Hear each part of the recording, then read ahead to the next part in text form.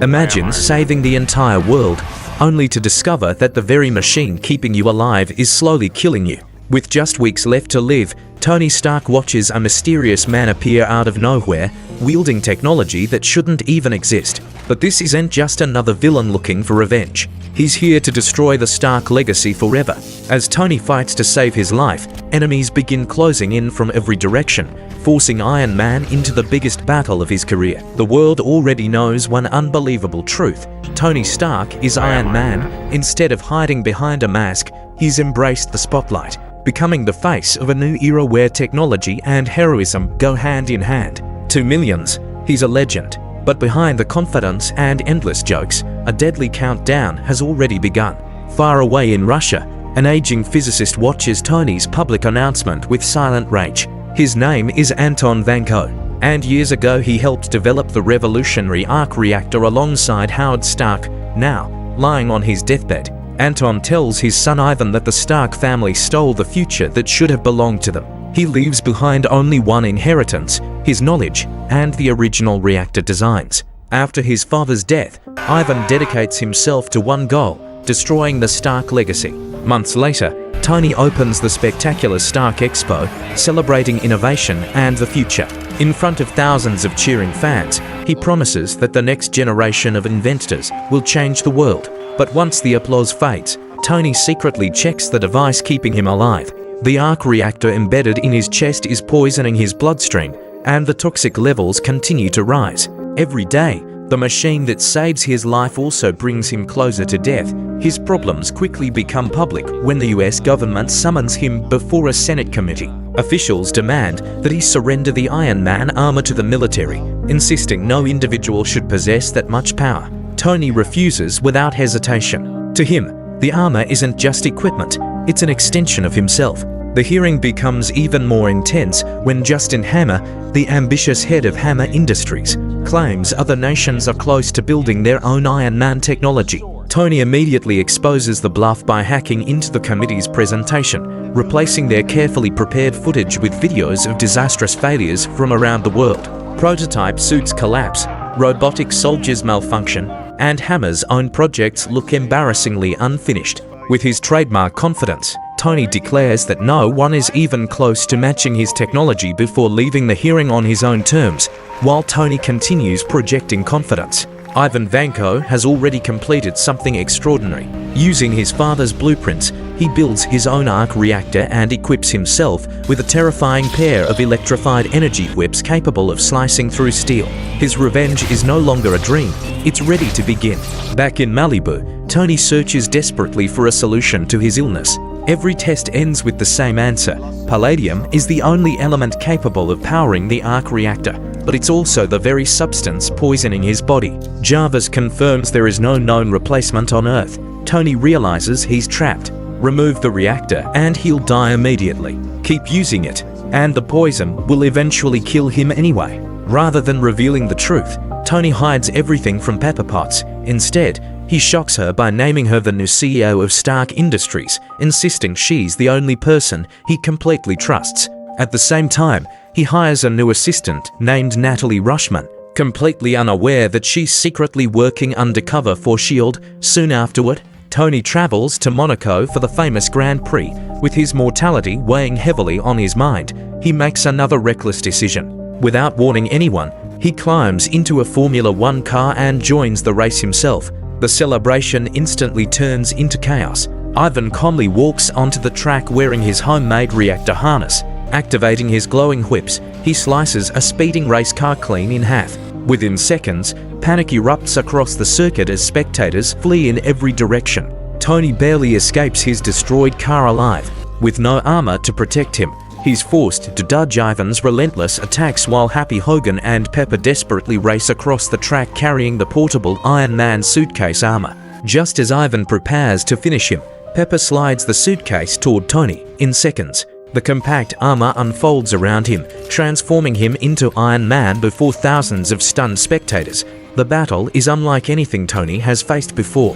Ivan's energy whips strike with incredible force, tearing through Iron Man's defenses and proving that someone else has finally mastered arc reactor technology. Tony quickly realizes brute force won't be enough. Waiting for the perfect moment, he traps Ivan's weapons and destroys the reactor powering his suit, ending the fight. Although Tony wins, one question refuses to leave his mind. How did a man with no access to Stark Industries build technology that was supposed to be impossible? Determined to uncover the truth, Tony visits Ivan in prison. There, Ivan reveals his father's connection to Howard Stark and accuses the Stark family of stealing both the invention and the credit decades earlier. Before Tony leaves, Ivan delivers one final warning. He doesn't need to kill Iron Man, the arc reactor will do that on its own. Meanwhile, Justin Hammer quietly arranges Ivan's escape from prison. Rather than wasting a brilliant engineer behind bars, Hammer offers him unlimited resources and a single mission: build an army powerful enough to destroy Iron Man and make Hammer Industries the new leader of military technology. At the same time, Tony's condition grows dramatically worse. His blood toxicity climbs higher with every passing day, leaving him exhausted and increasingly reckless. Convinced he may not have much time left, he stops worrying about consequences. During his birthday celebration, Tony appears in the Iron Man suit and turns the party into complete chaos. Rhodey watches in disappointment as his best friend spirals out of control. Finally deciding enough is enough, he enters Tony's workshop, puts on the Mark II armor, and confronts him. What begins as an argument erupts into a spectacular battle between two armored heroes. Their repulsor blasts tear apart Tony's mansion until one final explosion ends the fight. When the smoke clears, Rhodey flies away with the Mark II armor, delivering it to the US military, alone and running out of options. Tony reaches his lowest point, but someone has been watching him all along. Nick Fury finally steps in, revealing that Natalie Rushman is actually Natasha Romanoff, a SHIELD operative assigned to monitor him. Natasha temporarily slows the poisoning with a specialized injection, buying Tony precious time, but not saving his life. Fury then hands Tony a box of personal belongings left behind by Howard Stark. Among them is an old film revealing that Howard never stopped believing in his son. Hidden inside the design of the original Stark Expo lies something extraordinary, a scientific breakthrough decades ahead of its time. For the first time since learning he's dying, Tony sees a glimmer of hope. But while Tony begins uncovering his father's greatest secret, Ivan Vanko is quietly building an army that could destroy everything Tony has ever fought to protect. Tony finally discovers the truth hidden inside his father's legacy. What he once believed was just an old Stark Expo model is actually something far more important, a blueprint for an entirely new element. Howard Stark knew that technology in his own era wasn't advanced enough to create it. So he secretly left the discovery for Tony to finish decades later. For the first time in years, Tony realizes his father never underestimated him. In fact, Howard believed Tony would become the only person capable of completing his life's greatest work. Motivated by this revelation, Tony rushes back to his workshop. With Jarvis scanning every angle of the Expo model, he reconstructs the hidden molecular structure piece by piece. Hours of non-stop work follow as he builds an enormous particle accelerator inside his lab. When the machine finally powers up, the impossible happens. A brand new element is successfully created. Without wasting a second, Tony removes the old palladium core from his arc reactor and replaces it with the new element. Jarvis immediately begins a full diagnostic, and the results exceed every expectation. The reactor now produces even more energy than before, and most importantly, it no longer poisons Tony's body. For the first time in months, the deadly countdown hanging over his life finally stops, but Tony barely has time to celebrate. Across the city, Ivan Vanko has already made his next move. After secretly eliminating one of Hammer Industries' guards, Ivan hacks directly into the company's entire network. Then he places a phone call that instantly gets Tony's attention. Tony is shocked to hear Ivan's voice. Ivan calmly reveals that killing Tony was never his true objective. Destroying one man isn't enough. He wants to destroy everything the Stark name represents. Before Tony can trace the call, Ivan disconnects. Still, Tony immediately understands exactly where Ivan is headed. Justin Hammer is unveiling his newest military project at the Stark Expo, and Ivan is behind all of it.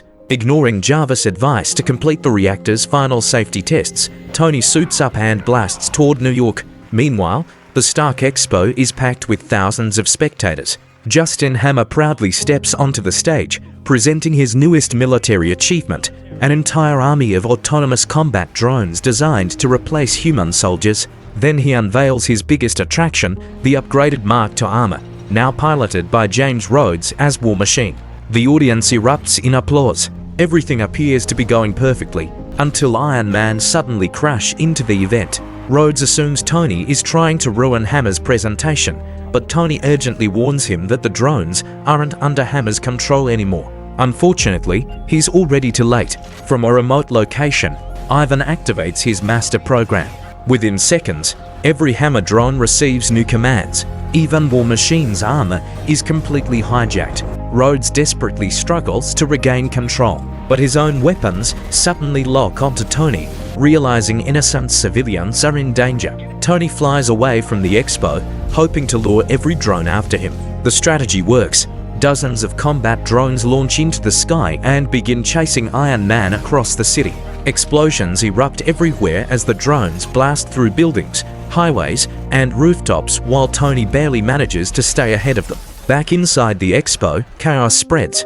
Justin Hammer panics after discovering he has absolutely no control over the machines. Pepper Potts immediately confronts him alongside Natasha Romanoff. Hammer refuses to cooperate until Natasha convinces him otherwise. He finally admits Ivan designed every drone himself and is controlling them remotely from Hammer Industries. Pepper quickly contacts law enforcement while Natasha and Happy Hogan race toward Hammer's headquarters. Outside, Tony continues leading the drone army away from civilians, weaving between skyscrapers while avoiding non-stop missile attacks at the expo. Several remaining drones begin firing directly into the crowd.